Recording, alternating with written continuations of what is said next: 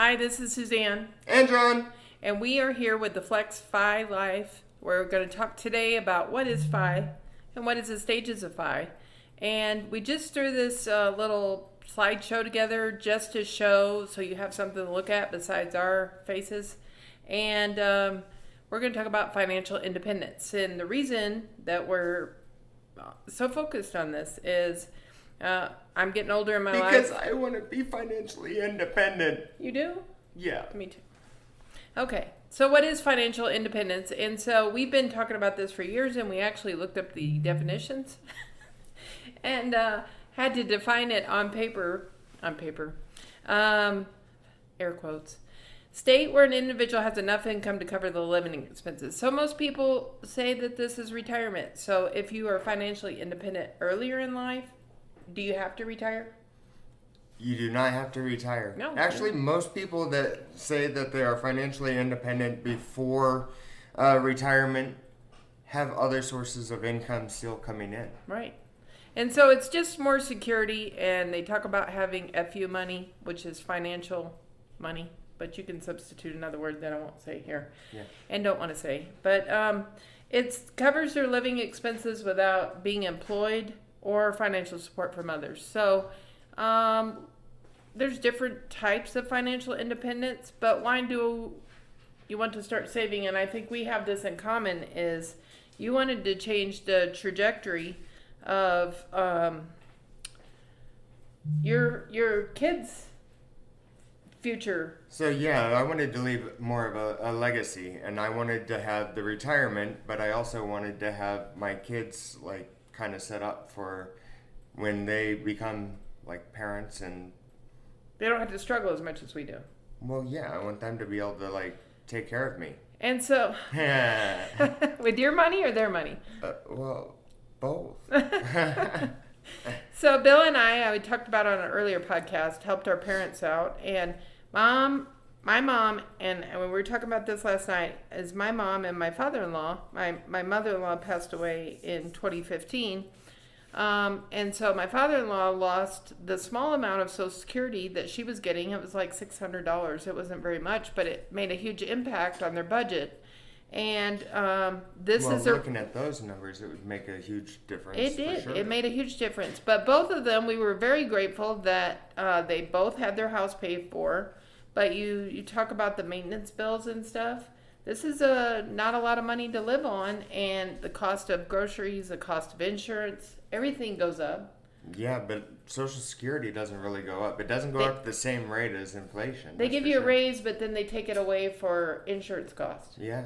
So let's say you got a $100 raise, and then they go, oh, you got this amazing raise, but then the part that they pay for their Part B goes up and takes that, so they really didn't get a raise. And so it's a way of Social Security giving themselves a raise, basically. We're increasing Social Security, but is it really thing? So we looked up some statistics. John? So the average age of retirement for men is actually 65 years old. It seems that men tend to work a little bit longer, but women tend to retire a little bit sooner. It said 62 to 63 years old was the normal retirement age for women, but men tended to work a little bit longer. I wonder if this has got to do with like Bill and I are 2 years apart, so he would retire at 65 and we want to travel or whatever.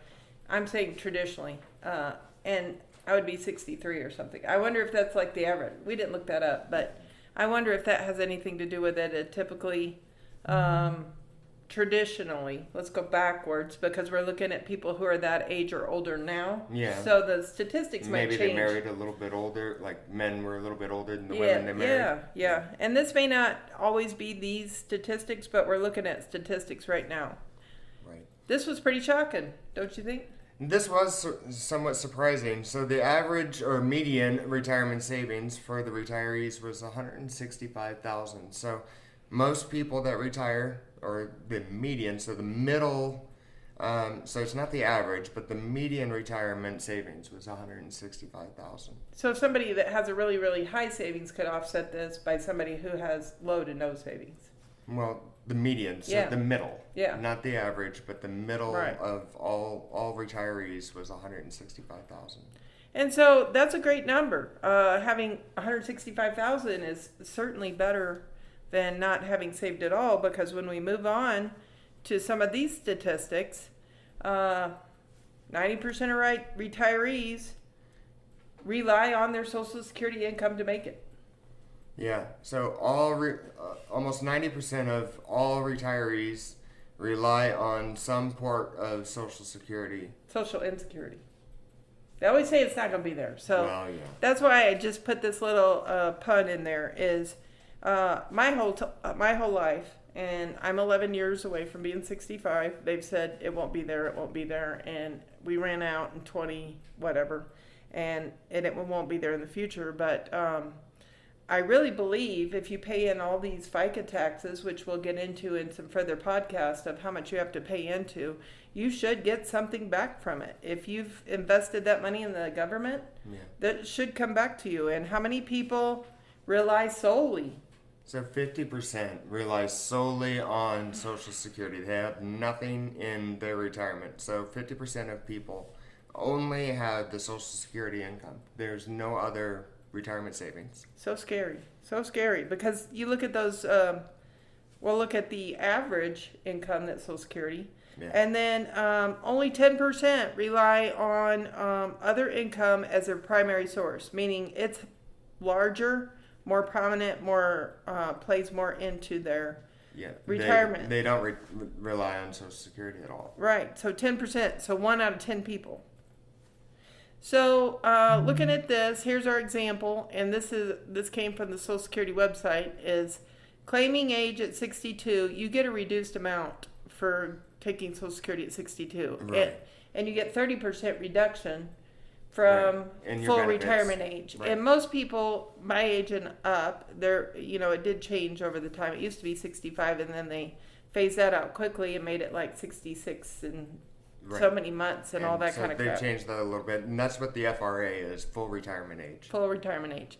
And so if you wait till 70, then your average monthly benefit is $2,480. And it shows what you max out here is $2,700, $3,800, and $4,800 at those ages. So we're going to talk about some strategies either in this podcast or later on. So for every year over 67, you got an 8% bump. Which is nice. Yeah. But most people that I know, and Bill and I are quite a bit younger than our siblings, some of our oldest siblings, and it is, everybody's like, I'm going to take it at 62 because I don't know if I'm going to make it. Right. I don't want to wait till 67. What if I never make it to 67 or 70? Yeah. To me, I'm going to live to 90. My mom made it to 90. Right. My father-in-law made it to 89. So Bill and I are planning on a nice, long... Right. Retirement. Healthy retirement. Yeah, I want. That's what I'm praying for. So this goes right along that individual statistic. That's almost exactly what my mom was getting, is that lower amount on the individual. Right. But this is your average Social Security yearly benefit at age 62. Yeah, and like we talked about, it's reduced at age 30. So this is just some of the definitions again. If you can wait from 67 to 70, you have other means of income, or you're withdrawing out of your Roth account, or all these kind of different accounts. Right. But I was talking to John, it's a huge, huge deficit when you have two older people who are on Social Security. And even if it's the one who makes less on Social Security, because you'll draw half of the higher earner's benefit. Right. It makes a huge difference in your monthly budget. Absolutely. So you can see that on couple versus individual, or somebody who's trying to live, who is or single. Heaven forbid you got sick in your last couple of years that you were planning to work. If you were planning to work up until you were 67 or 65, and then you had to take your benefits early. Yeah. Because you couldn't work anymore. Exactly. And it takes forever to get on disability with Social Security, and we don't want anybody to be on disability because we don't want you hurting and not being. You've waited all this time to get to retirement, so let's do our FI money earlier. So definition. So this is how they say to save for your expenses, right? So this is what they're saying is how you save $1 million into your 4% rule. Yeah. To be able to, for 30 years, be able to withdraw 4% over a 30-year period. And there's very few times that you would actually lose money or end up at $0 after 30 years of withdrawing. So if you can save up 25 times your expenses, To calculate your FI number. right? So what John's saying is, you say, oh wow, I need $1 million. And what would that $1 million do? On the 4% rule, you could safely withdraw $40,000 a year. Yeah. So let's say you want $2 million because you're bougie. Well, I'm super bougie. I would need a little bit more than that, I think. That's why we're still working, right? Yeah, super. Super bougie. But let's go back, John. If you add 40,000, if you have $1 million in retirement, and I'm not saying retire early, retire late, whatever, and you are drawing 33 to 40,000, that supplements this Social Security income to where, as a couple, you could be making 73,000 to 80,000 and Right. have a little bit nicer lifestyle. Or if you're single, you're making 56 to 73,000 a year. Right, and this 4% rule applies to the S&P 500, right? Or It's- basically taking it out of the stock market, The or a 4 total stock market. The 4% rule is you're trying to calculate. So if I say how much money do I need to retire at 35, because there's people who do it, Yeah, then they're going to have a higher number because they're not going to be supplementing Social Security. right. So they use the 4% rule to say, oh, I can live on 40,000 a year because I'm a minimalist. I don't have very much expenses. I don't care about driving a brand new car every year. All those kind of things. It gives them time to withdraw from that and not ever really touch the principal, because if the stock market or whatever you're investing in, real estate, whatever, is drawing 8% and you withdraw 4%, Right. then you're never really touching the principal. And there's been a couple of studies. This study that we're kind of referencing was from the 80s. 80s to early Excuse me. 90s. The 80s or 90s, and this was actually repeated within the last 10 years, and it was actually a little bit better than that 80s and 90s study Yeah. that was done. It actually showed that it was actually a little bit better, and you could actually withdraw a little bit more. But that takes into account the last 10 or 15 years of kind of bull run. So you have to be careful of what it accounts for. So if we had like a downturn of multiple years that we haven't kind of accounted for in the last 10 or 15 years. So everything, takes into account history. So we've had some like really good years. So if for some reason something changed in the next few years, that would then have to go into that equation too. So everything kind of takes into account history. So If you can adjust what you're withdrawing, so let's say the market isn't doing good. If you could flex down to 30,000 a year, yeah, and then you go, oh, it's a nicer year, I'm gonna flex up to Right. maybe 4.5%, 5%. right, But yeah, 5% safe withdrawal has been advised several times to several people I've been with financial planners recently. And 5% would be $50,000. So that's just a quick and easy number, $1 million. We're not saying you have to save $1 million. We're just saying this is how you'll hear it talked about a lot in the financial it's a independence. nice Easy number to look calculation. at. So if you have $1 million in real estate, or if you should be drawing even more than the stocks, is from what I've read, and you might have a higher yearly income than this. But this is the definitions of some of the FIs. So we were talking about this, and we're like, Barista FI. I think this all originated from people who were going to go work at Starbucks and get a part-time job, Yeah. because then they can qualify for health benefits. And that would lower this number quite a bit if you were retiring early.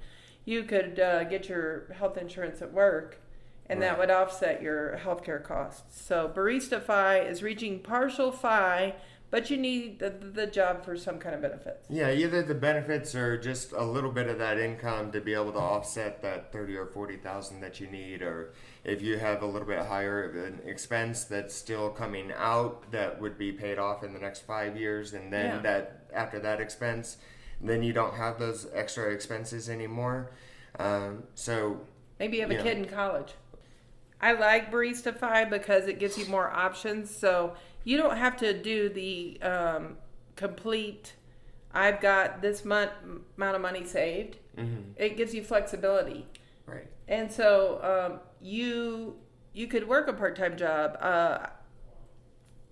John and I are both nurse anesthesiologists, nurse anesthetist, and I work with an anesthesiologist, and he goes, I'm gonna Uber. I'm gonna be an Uber driver, and I won't have all the responsibility. So it might be that you just change careers because you don't have to do your high stress job. You can go to something that you can make your own schedule, turn on your meter when you want to, so to speak. Or we can just go really part-time with this. I mean, we could do 10 or 13 weeks a year if we wanted to. Right. That's you have enough. options. That's all we're saying is we want to give you options. So Lean Fi. So Lean Fi is achieving the financially independent with a just very frugal lifestyle. But the problem with Lean Fi is if you achieve it with a frugal lifestyle, that means you're basically continuing that frugal lifestyle. Yeah. So if you're always super frugal, you don't have the ability to like plus that up unless all of a sudden you hit that bull run and all of a sudden your finances and your investments continue to expand that significantly. Yeah. So that's where we kind of run into the problem of, are you ever going to get to, the truly rich life that you dreamed of or imagined to make? I think some people are afraid of Lean Fi, and they get into that one more year syndrome. Oh yeah, definitely. That we talk about in the FI community is, I don't want to be lean. I don't want to be Lean Fi. I want to have a little in case money. Oops, we skipped one. Coast Fi. And this is what I calculated out and talked to Bill about, and he was comfortable with, is I wanted to get my student loans. I had $300,000 undergrad and grad school of student loans when I graduated, and I was 1 month from turning age 38. So I'm like, I need the time in the market to to have those investments grow. Right. And I wanted to get, in 12 years, my student loans paid off and enough money invested in retirement that I would be around 52. Right. And I could be Coast Fi. And that's where I was saving very aggressively. So we would take everything that I made out of my check and we would pay off bills and we would put it into retirement or investments. And that was so that it could grow and it could be in the market or it could be in an investment longer. And then we could just coast. And I'm not saying we never work again or anything like that, but I wouldn't have to put it into retirement again. Yeah, it makes it a little bit easier when you don't have to come up with an extra 20-30% to put into your investments. Yeah, so you can you're make not less. stressing as much. Right. Now, I'm not saying we stopped after 12 years. We got in. It's kind of addicting once you get into investments is, okay, now what do I want to do? And you have a little bit of money sitting in your solo 401k or your IRA or whatever, and you find an investment, or investments find you sometimes. Yeah. And all of a sudden, you start noticing all the opportunities. Yes, you're exposed to more too. People that you're around is going, hey, did you hear about this oil and gas? There's always an opportunity. Always an opportunity. And so Fat Fi, here's our little piggy bank. It's about Are you to talking explode. about me? No, you're not fat at all. No. I'm saying you're trying to get to Fi with a higher standard of living and a larger income. So you don't want to be... Oh man, I wish you were talking about me now. You don't want to be a minimalist. You don't want to...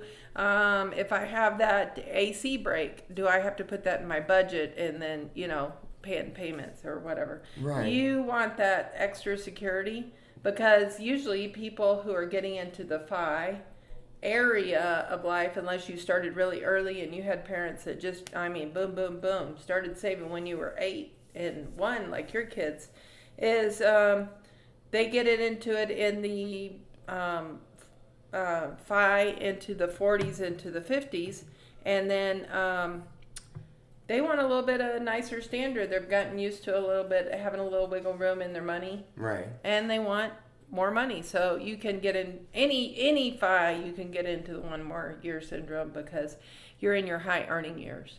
Absolutely. And so you've made it to your career.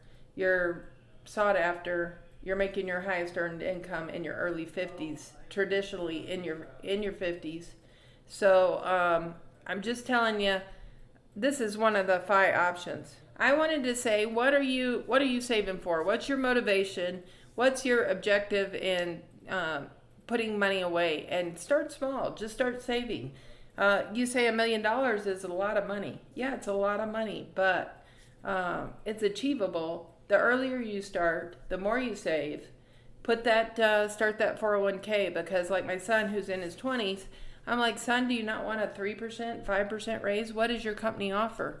And so he's like, what are you talking about, Mom? I'm like, you're leaving money on the table. So do you not want to make 3 or 5% more money? And he's like, how do I do that? And you put your money away into your 401k, and it could be 3%. It could be 30, 50% more money. Yeah, but by the time it grows up and he's in his 50s, then he's done a lot more.